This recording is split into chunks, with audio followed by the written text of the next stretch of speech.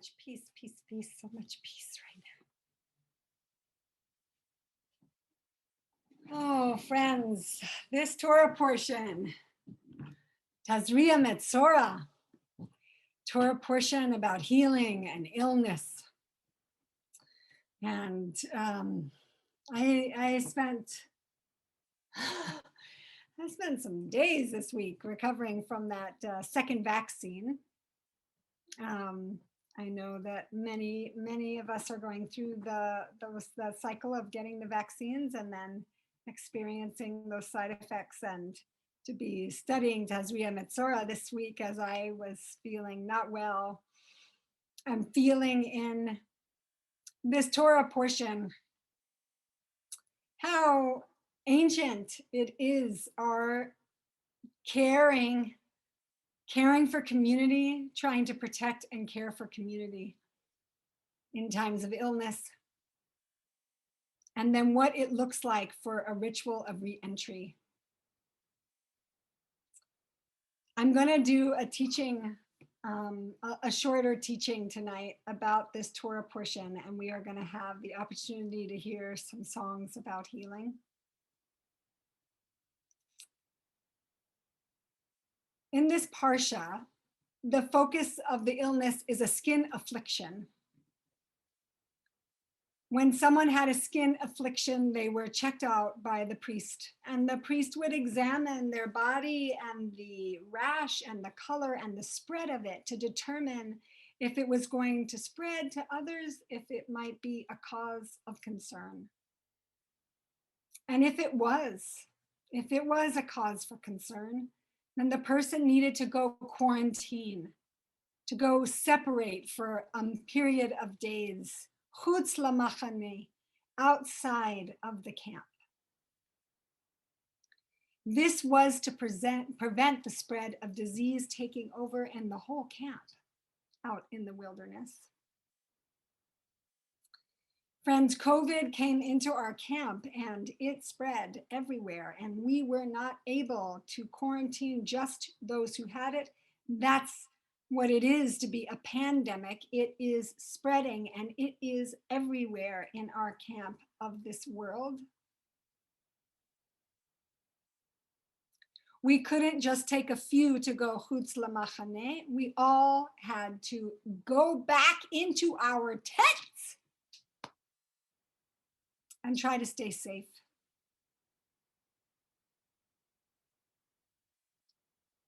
In a way, we all went Hutz lamachane. We all went out of the camp, but right where we were, staying right in our homes. There was nowhere to go but right here. The priestly language that is used is focused on whether the person who has the skin affliction is tameh or tahor. Tameh or tahor.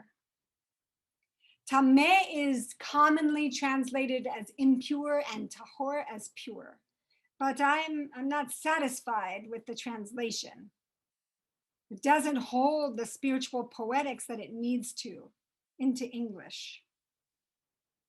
The scholar Jonathan Klowanis summarizes the consensus that scholars who've looked closely at all of this and at the times say that the description of tameh in relationship to ritual defilement is some seem very insightful information. In all the cases of tameh, childbirth, menstruation, seminal emissions, illness, contact with the corpse, they all have discovered that these situations are about coming into contact and interaction with the life force and with the possibility of death.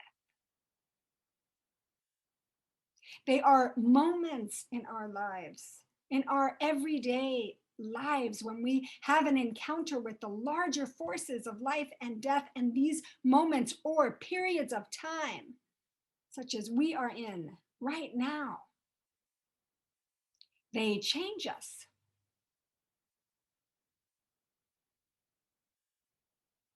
And so after this period of time, there is a conscious ritual required for the re-entering back into community.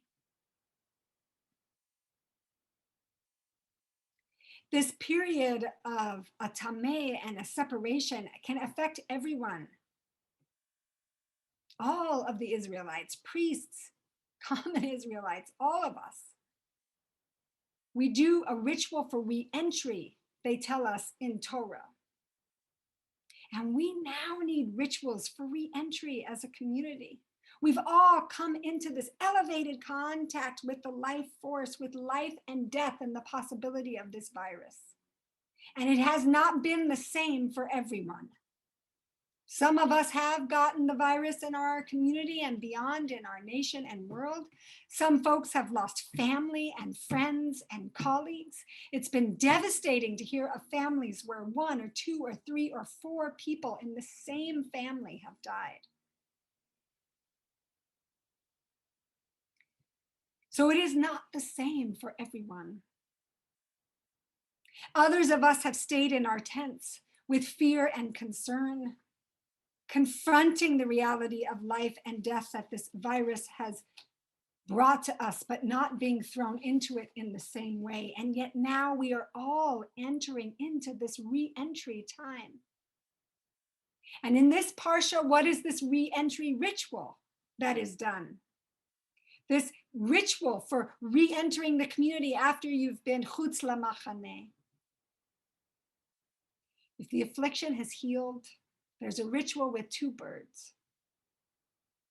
1 bird an offering is made of, and the second bird, a live bird, along with cedar wood and crimson wool and hyssop, are dipped in the blood of the first bird. And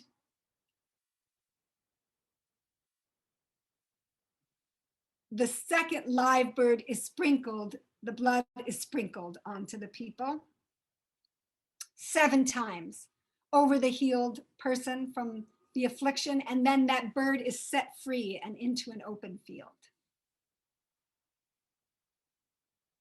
The person for whom that re-entry ritual has happened over with the sprinkling,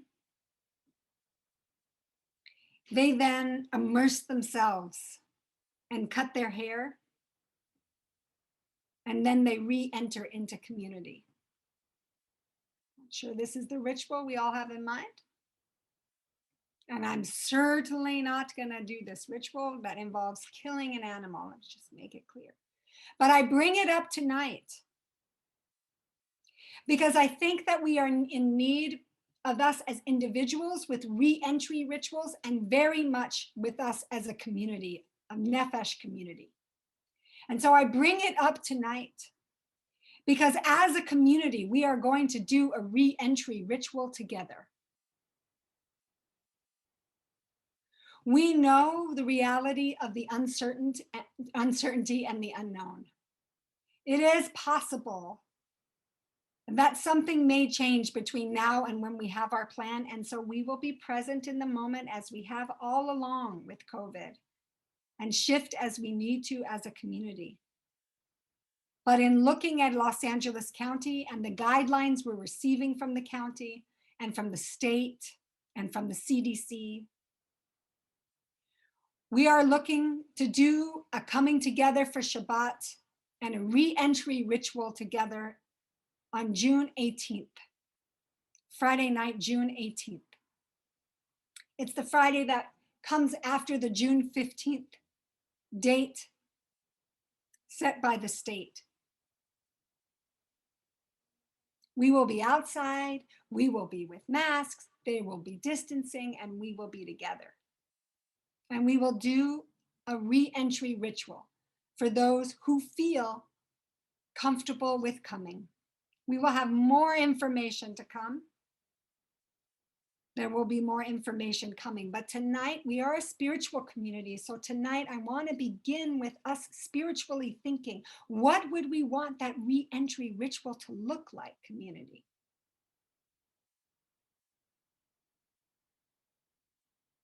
What would we want the re-entry ritual to look like? Our people, as ancient peoples, as all peoples do, look to earth and air and fire and water as the elements to make ritual. Candlelight, water, blessings.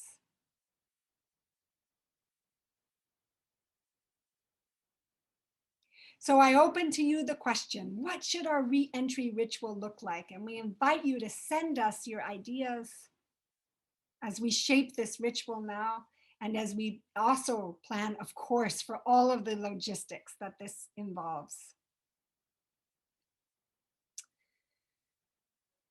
As I dealt this week and rested, I thought about Hutz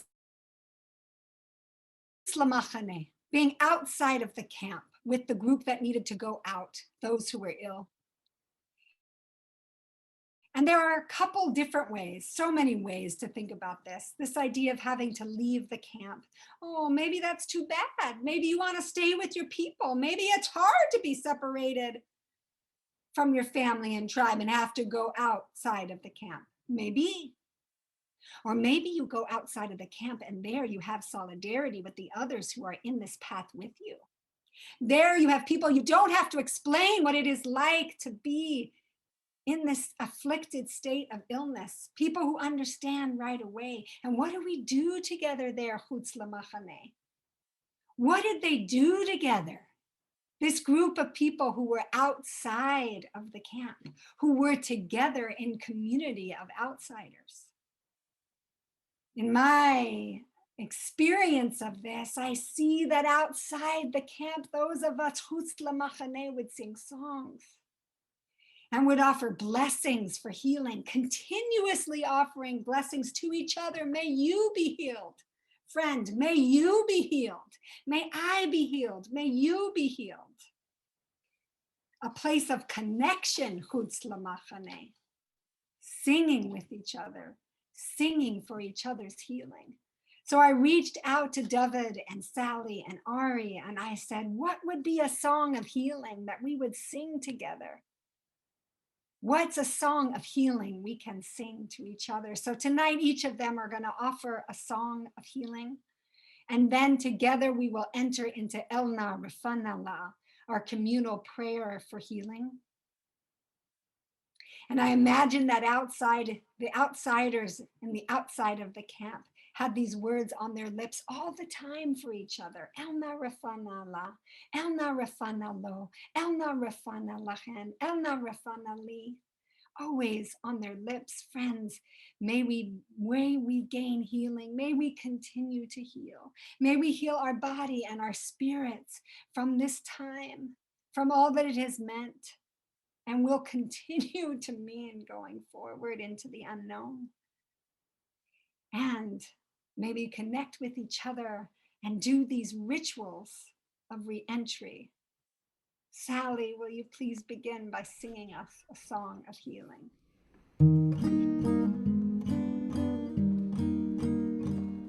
Oh, gather up the brokenness and bring it to me now. The fragrance of those promises you never dared to vow. The splinters that you carry,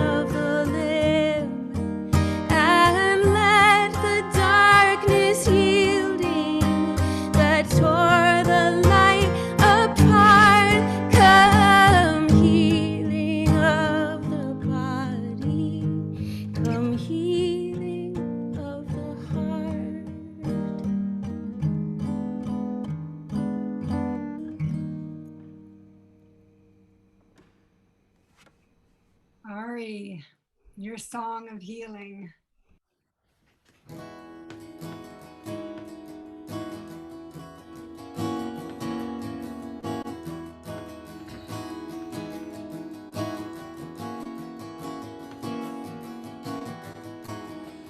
Coming home, falling on the floor, breathing is harder than before.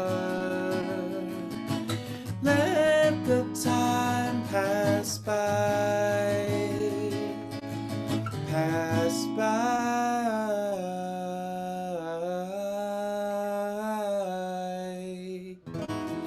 standing in the shower till it went cold, linger at the party till they all went home. Let the time pass by, pass by.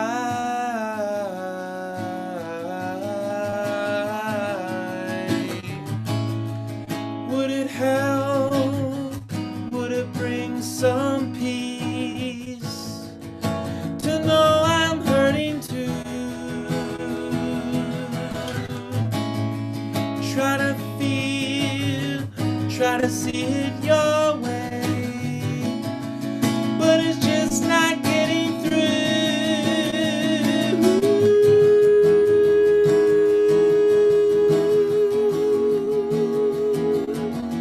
Getting through.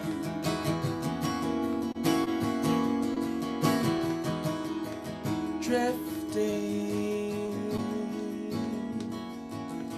until slumber takes a hold.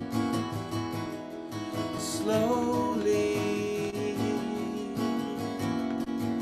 the mornings aren't as cold.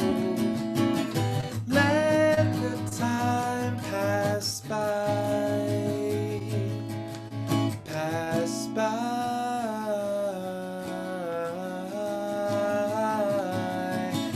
Let the time pass by,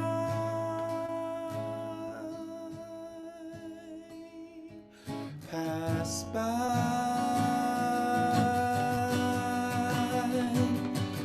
pass by.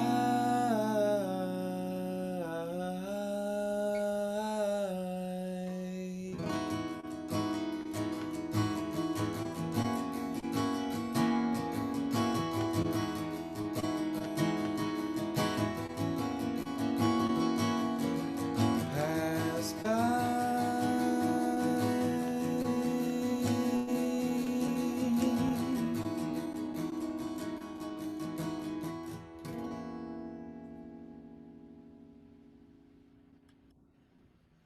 Thank you. Duvid's song that he's written connects into Elna. So we ask you now to write the names of those who you're praying for healing into the chat. And we ask that each one of us take a moment with those names and say them aloud and pray for their healing. We pray for each of them a refuah shlema, a healing of wholeness.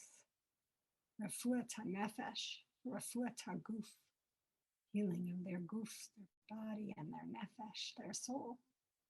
We say amen. Duvid, please sing to us a song of healing.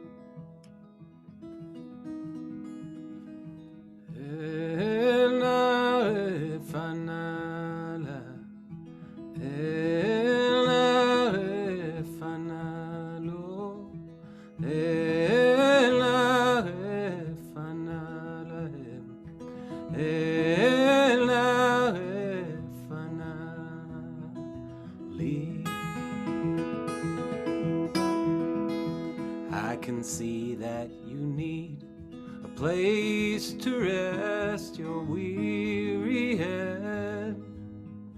Lay it on me, I can receive anything you're dealing. You've been down and turned around by the changing tide. Darkness and fear, give me your tears, anything you're feeling. And let this moment be enough as the waves crash over us. One step out of time, one step out of time, one step at a time through the dark night. El Naref Anala, El Naref Analo, El Naref Anala, El Naref Anali.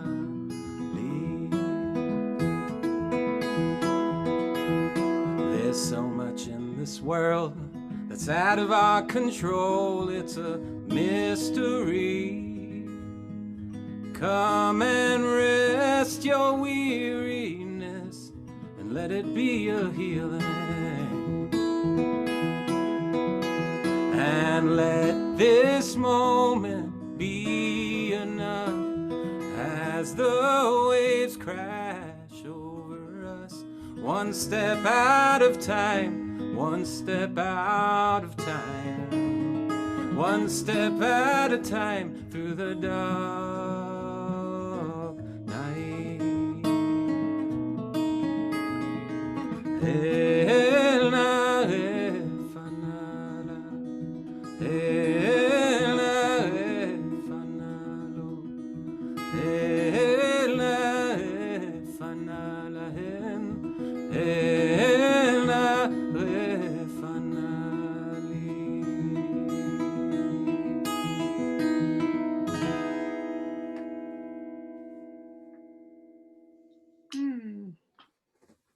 Thank you each for those beautiful healing songs.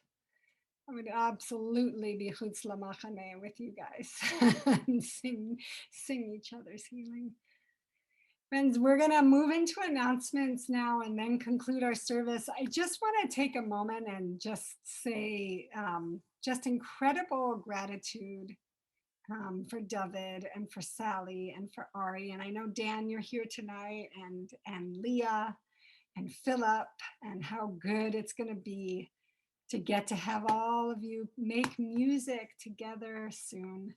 And we also have this incredible unfolding happening where together they're going to make a recording of songs, Nefesh recording for the first time. People have asked and asked, and we've always wanted one. And so we are making one.